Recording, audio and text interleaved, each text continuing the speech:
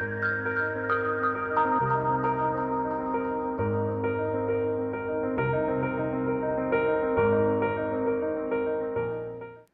next, we get to hear a story about a deep green remodel and addition to a home in West Seattle. The jury loved how this project was able to deliver a much more comfortable, healthy, efficient, and durable home with minimal impact to the existing site and maximum effort to maintain the neighborhood character.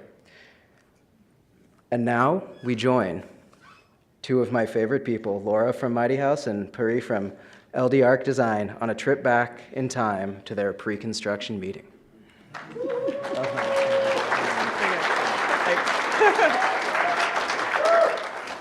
Hey, Parie. It's so nice to have this pre-construction meeting with you. It's great. And so fabulous that 400 or so of our neighbors could join us. Yes, welcome. Welcome. So as you can see, it's a cute house. It's in pretty good shape, and our clients are fantastic. Let's go inside. The dining room table. Most of our job site meetings are around dining room tables, but this one's a little smaller than some. Yeah, well, Chris and Darcy, they really need just a little bit more space, as does their sweet dog, Van. Aw, Van. Yeah. I bet some of our neighbors could understand the need for a little or a lot more space in their home. Definitely. So we're starting out with the classic war box, the 2-bedroom, 1-bath house. So Chris and Darcy, they just want a larger master bedroom and bath. They want the dining room to not be in the kitchen, and they want to be able to go to the laundry room without going through the garage. And ideally, they can do all that in a sustainable, high-performing space with a reasonable budget. Solid goals.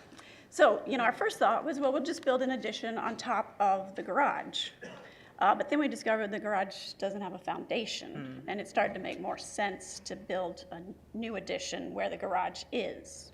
But with a foundation this time, right? Yes. Okay. Foundations are not overrated. So we wanted to give a little more space in the kitchen. So we moved the dining room outside of the kitchen, next to the kitchen, and then pushed the garage forward. And that seemed like a great way. We'd build the master bedroom and bath above that. Perfect. But I thought I saw on the drawings that there was a fantastic, huge front porch on there. Well, yeah, so Chris and Darcy, they had this cool deck out front that they really wanted to cover, sort of as a lower priority goal. But the real driver was the land use code, because you can't actually have the garage stick out in front of the main part of your house. So we were thinking, well, maybe we'll make the living room bigger. But that didn't really make sense because they didn't want a bigger living room. And we didn't want to build space they didn't want, because that's not green. So they had the great idea of making a huge porch. And I checked in with the land use planners, and it was okay, and so we were good to go. That is fantastic. I just love how simple and exquisite the design is to give them just the right amount of space. I do want to say that, you and I both have some love for small houses, right? Absolutely. We both have our families growing up in small houses. Yeah, and I do want to also mention that they want to use artful aesthetic and salvaged materials and reused materials as much as possible. And on the cheap, right? Of course.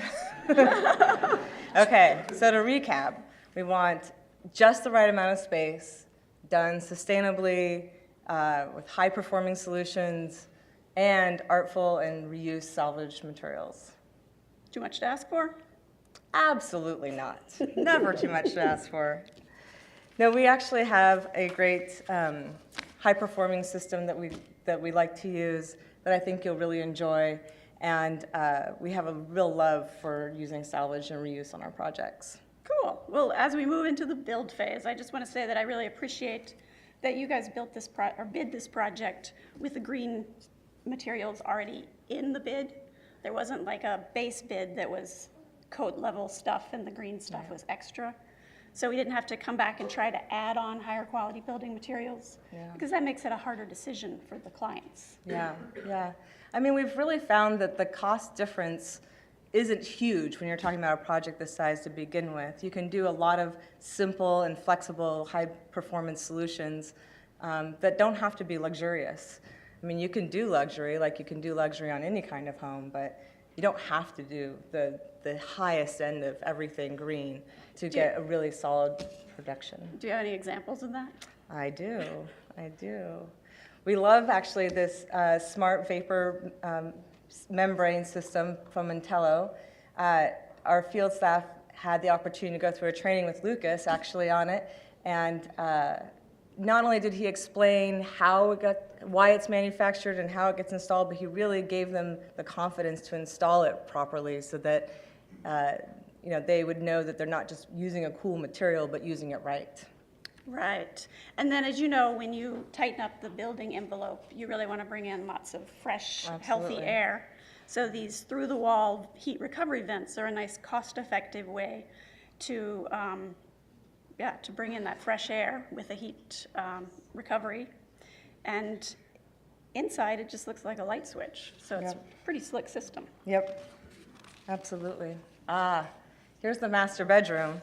I just love how light and airy it turned out.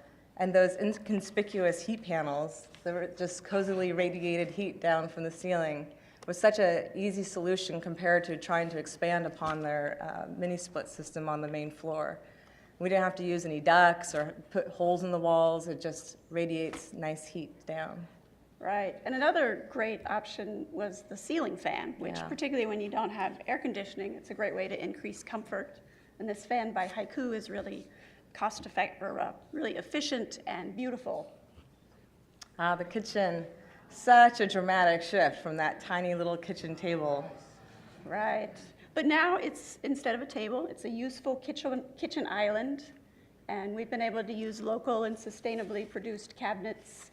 And I really like the tile that they picked. It's that beautiful tile from Fireclay, which is a product that uses recycled material and non-toxic glazes. Yeah. And so it's a way that they could use those green materials in an artful way. Yeah, without compromising their sustainable goals. I just love that product.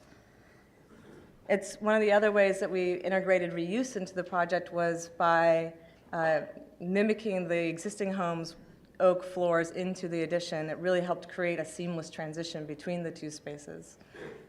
But what does Fan think about this? I'm pretty sure that he's a fan of the built-in dog feeding area and the dog door.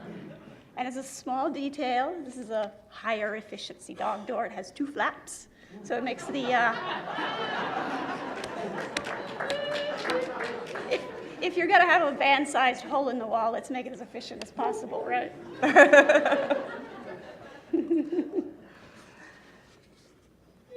And then the dining space. Now that's really somewhere we could have job site meetings around. Right.